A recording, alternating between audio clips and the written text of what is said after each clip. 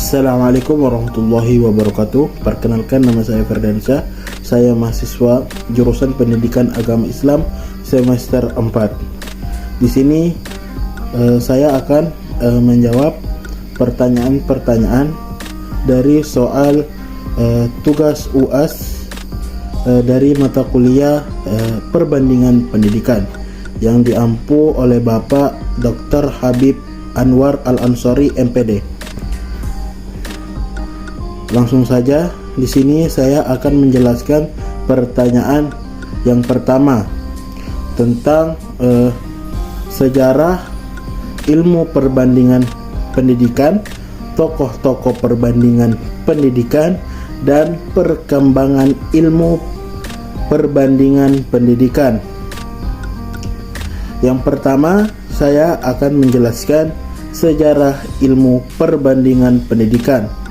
Ilmu perbandingan pendidikan mulai berkembang pada abad ke-19 sebagai respon terhadap meningkatnya kebutuhan untuk memahami dan memperbaiki sistem pendidikan di berbagai negara.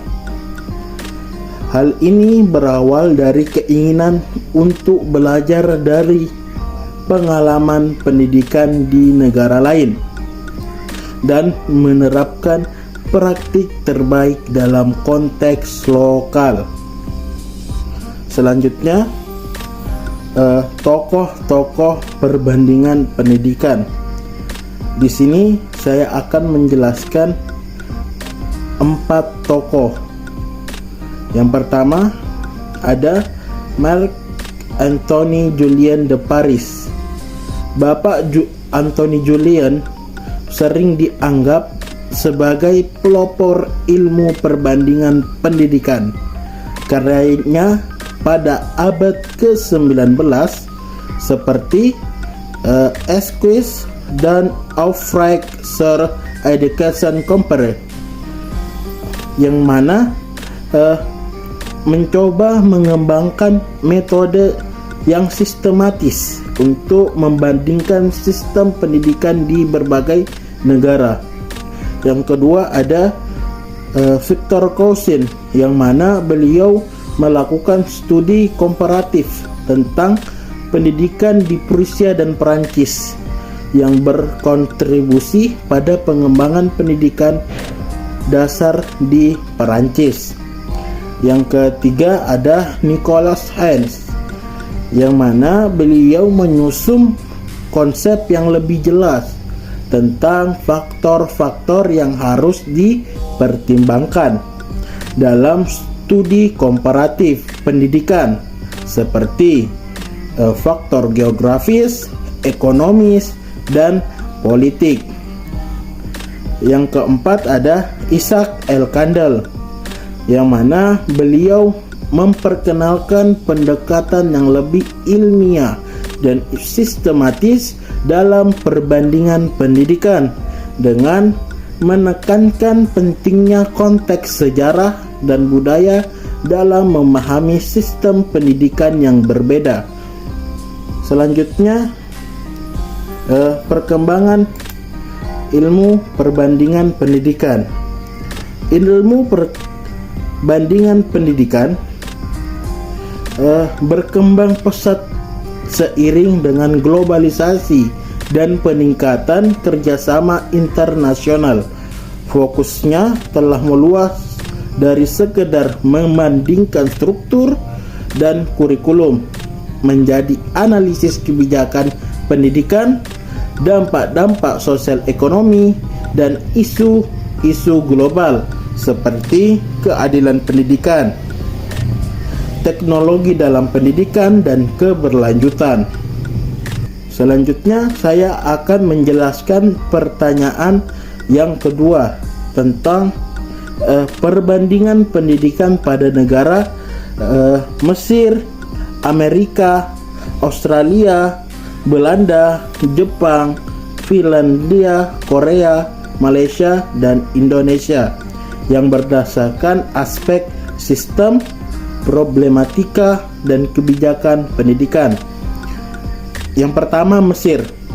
Pendidikan dasar 6 tahun, menengah 3 tahun, dan menengah atas 3 tahun.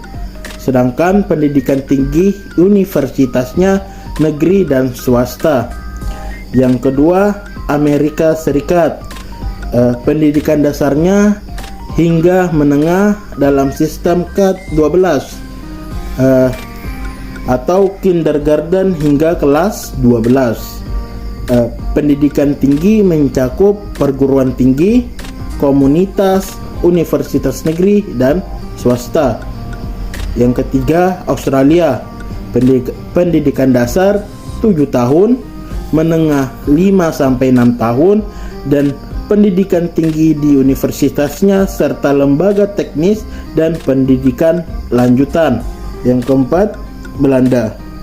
Pendidikan dasar 8 tahun, menengah 4-6 tahun, dengan jalur akademik, teknis, dan vokasional, serta pendidikan tinggi di universitas dan lembaga ilmu terapan. Yang kelima ada Jepang. Jepang pendidikan dasar 6 tahun, menengah pertama 3 tahun, menengah atas 3 tahun, dan pendidikan tinggi di universitas. Yang ketujuh ada Finlandia. Pendidikan dasar 9 tahun, menengah 3 tahun, dengan sistem pendidikan yang gratis dan fleksibel, pendidikan tinggi di universitas dan politeknik. Yang ketujuh ada Korea Selatan. Pendidikan dasar 6 tahun, menengah pertama 3 tahun, menengah atas 3 tahun, dan pendidikan tinggi di universitas. Yang kedelapan ada Malaysia. Pendidikan dasar 6 tahun, menengah atas 3 tahun, menengah atas 2 tahun, dan pendidikan pra-universitas atau pendidikan tinggi. Yang kesembilan, Indonesia. Pendidikan dasar 6 tahun, menengah 3 tahun, menengah atas 3 tahun, dan pendidikan di universitas negeri dan swasta. Selanjutnya, problematika pendidikan. Yang pertama, Mesir. Kurangnya fasilitas, kualitas pendidikan bervariasi, kesenjangan gender. Yang kedua, Amerika Serikat. Ketimpangan kualitas pendidikan antar distrik, biaya pendidikan yang tinggi, dan kesenjangan akses. Belanda, integrasi pendidikan untuk imigran. Yang kelima, Jepang, tekanan akademik yang tinggi, kurangnya keseimbangan kehidupan sekolah. Yang kelima, Finlandia, tantangan dalam mempertahankan standar tinggi di tengah perubahan demografis.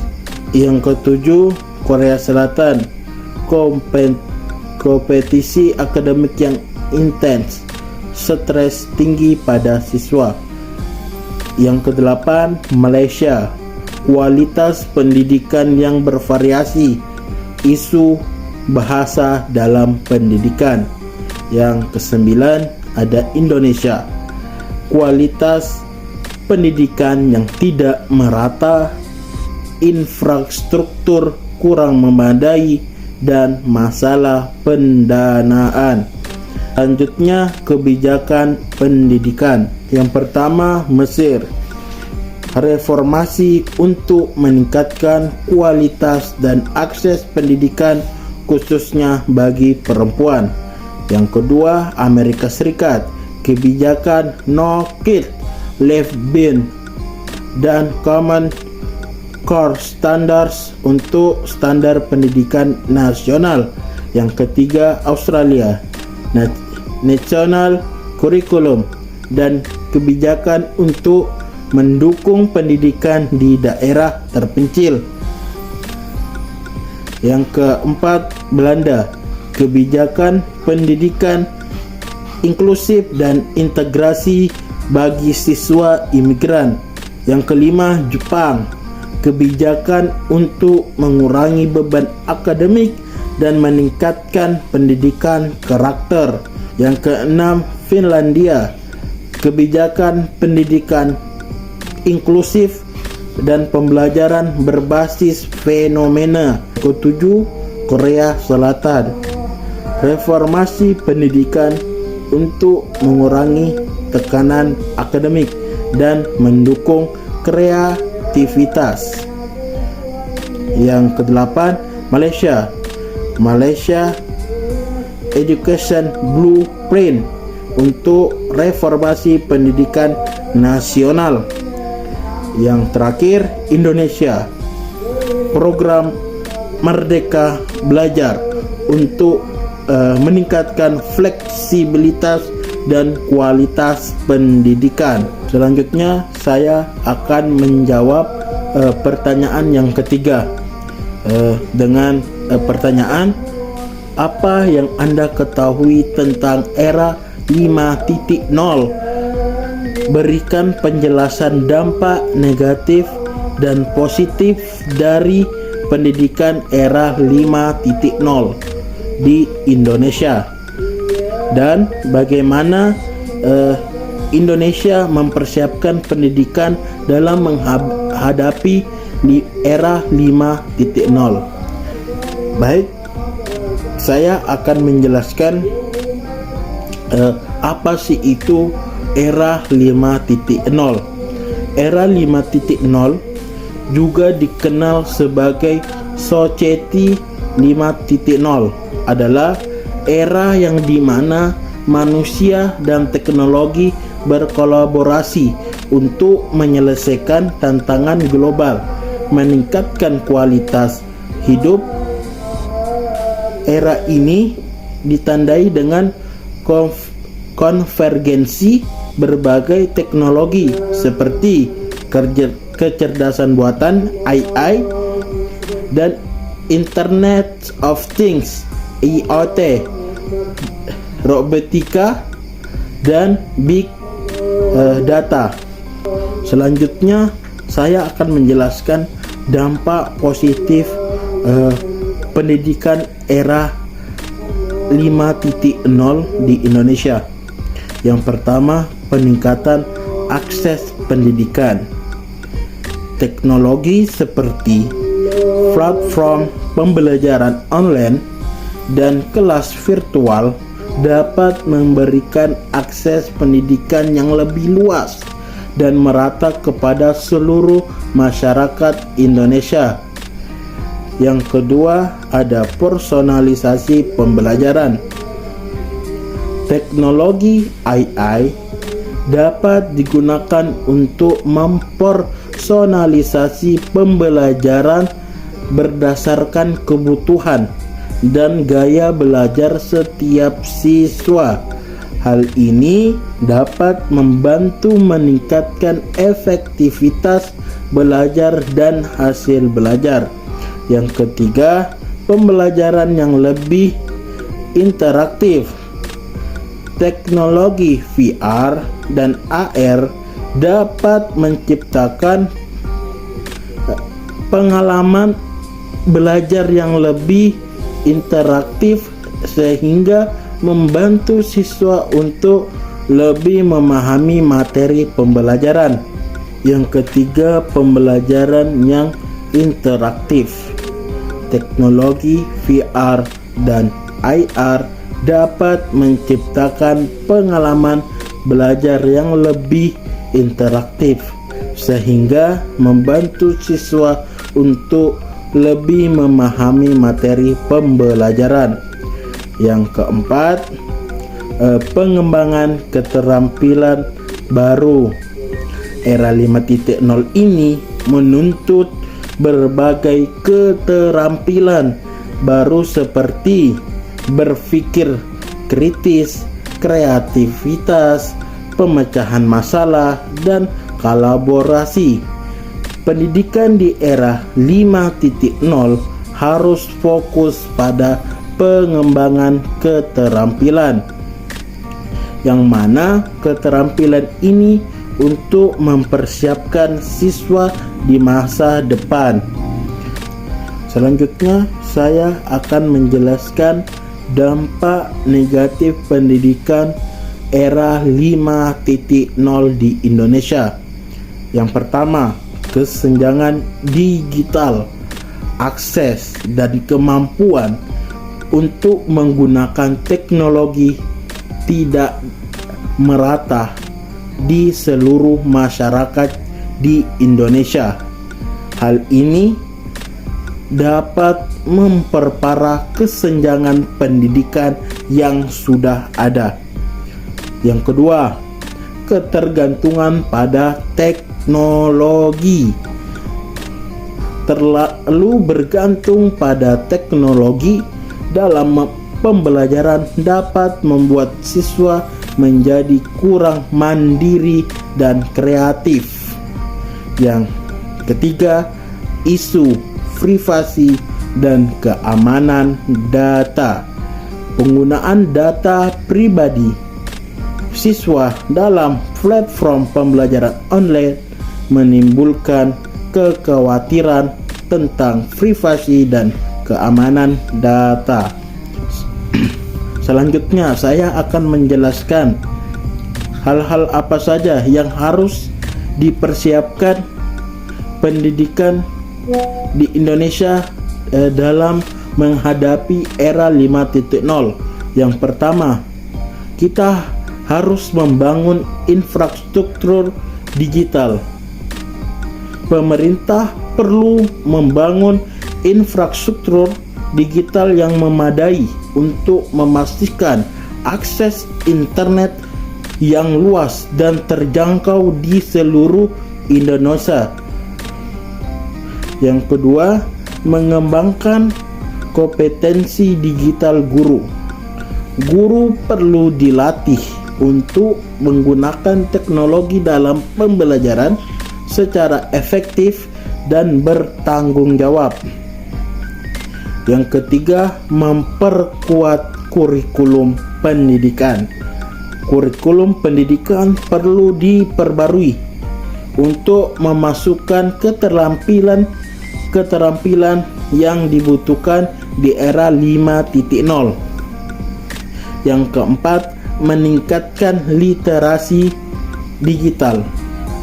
Masyarakat perlu ditingkatkan literasi digitalnya agar dapat menggunakan teknologi dengan bijak dan bertanggung jawab.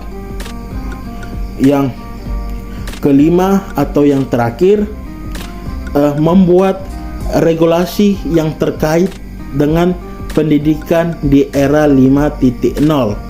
Pemerintah perlu membuat regulasi yang terkait pendidikan di era 5.0 seperti regulasi tentang penggunaan data pribadi siswa dan regulasi tentang teknologi pendidikan.